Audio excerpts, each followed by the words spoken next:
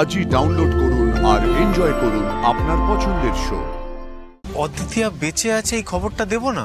না, বলছি তো এই খবর জানালে। শম্ভু কাকা, বলছি বৌদি, কাল কি কুন্তল দিদি সত্যি সত্যি রূপ দিদির ভূত দেখেছে? হ্যাঁ, সেটাই তো বলছে। ওরে বাবারে, হে প্রভু রক্ষে করো, প্রভু রক্ষে কর। শোন না, আমি বলছি ওই মানিক ওঝা আছে না, আমি গিয়ে ওর থেকে একটা মাদুলি এনে পড়ে নেবো বাবা। কোথায় কি হয় বলো তো, চায় না বাবা, দরকার নেই। তোমরা না পারো বটে, কুন্তল দিদি ভুল দেখেছে। আমাদের রূপ দিদি তো সোজা স্বর্গে যাবে গো, ওর ভূত হয়ে ভয় দেখাতে বইই গেছে। আর তুই সব জানতা, যেদিন তোর ঘাড়ে চেপে ভয় দেখাবে না সেদিন বুঝতে পারবি। বড় বৌমা,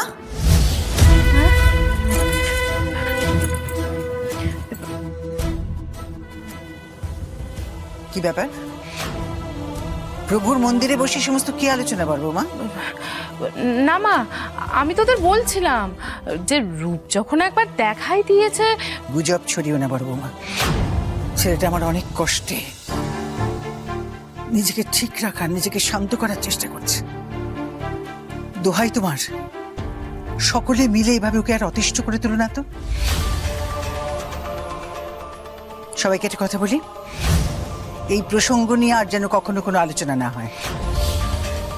আমার কানে যদি যায় ভালো হবে না বলে দিচ্ছি। এই আলোচনা কি ধমক চমকে বন্ধ হবে? যেদিন নিজে দেখবে সেদিন বুঝবে। হে প্রভু, তুমি শুধু আমাকে রক্ষা করো। ধর, রূপ আমাদের সকলের নয়নের মনে ছিল বড় বৌমা। রূপের শরীর চলে গেলেও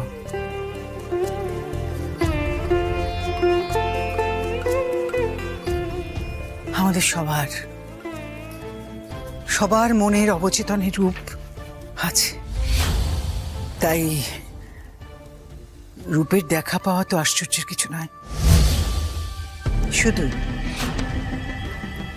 যার যেমন কর্ম, রূপ তাকে সেভাবেই দেখা দেয়।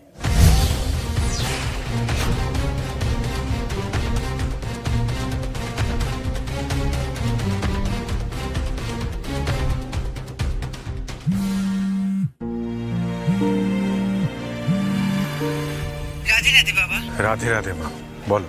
তুই কোথায়? একটু একটু কাজে বেরিয়েছি গো। ও, কখন ফিরবি? আজ ফিরতে একটু দেরি হবে মা। দেরি কর না বাবা, কেমন? হ্যাঁ মা, রাধে রাধে। ঠিক আছে।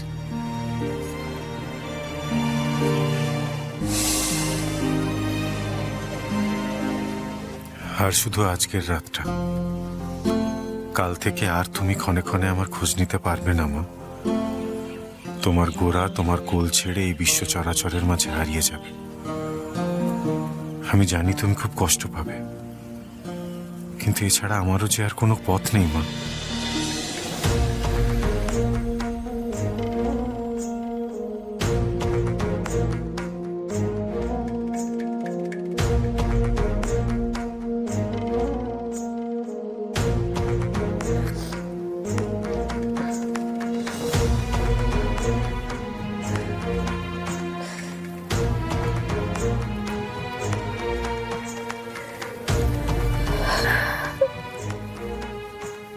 কি করে যে সব হয়ে গেল, আমার মেয়েটা এইভাবে।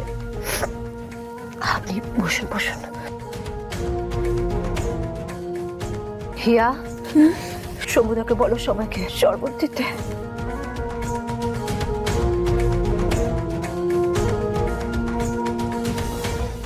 আমার দিদি চলে গেল, এবার আমি কি নিয়ে থাকবো বলুন তো?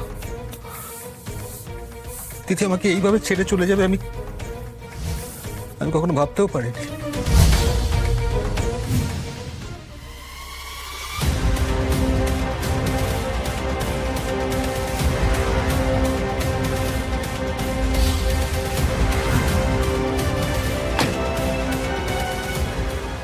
অদ্বিতীয়া। হ্যাঁ স্যার, ভিতরে যান।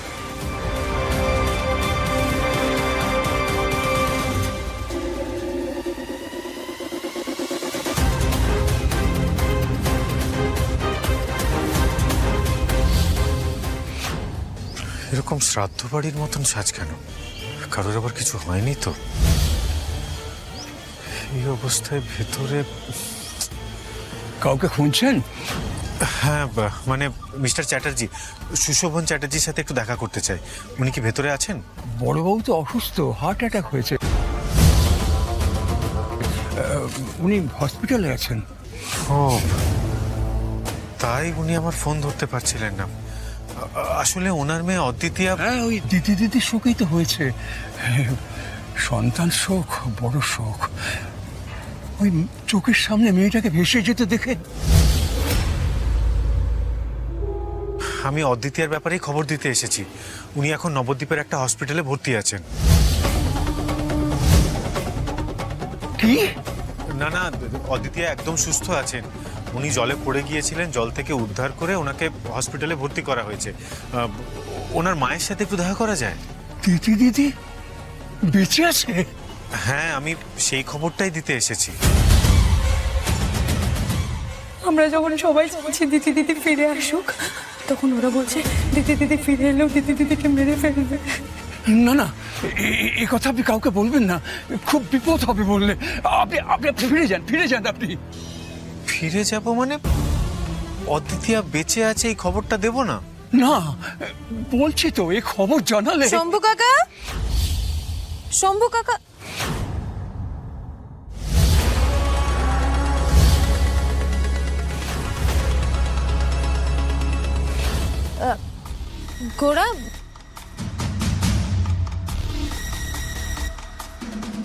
গোড়া, তুমি? আসলে অদ্বিতীয়া। দিদি ইজ নো মোর গোড়া। আমাদের চোখের সামনেও গঙ্গায় ভেসে গেছে। না না, ওয়েট কান্নাকাটি করো না। আমি অদ্বিতীয়ার ব্যাপারেই কথা বলতে এসেছি। দিদির ব্যাপারে? হ্যাঁ, তোমার মা কোথায়? আমাকে একটু ওনার কাছে নিয়ে যাবে? কাকা, তুমি কাজে যাও, গোড়া এসো।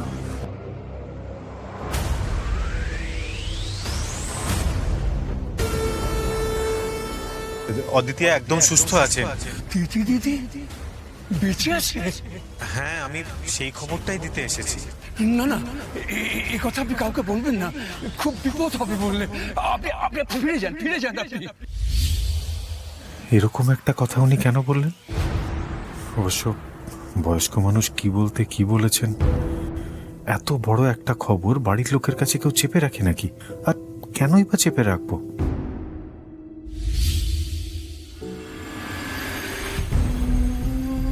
বলবেন না, দয়া করে কিছু বলবেন না ওদের, নইলে যে দিদিকে ওরা।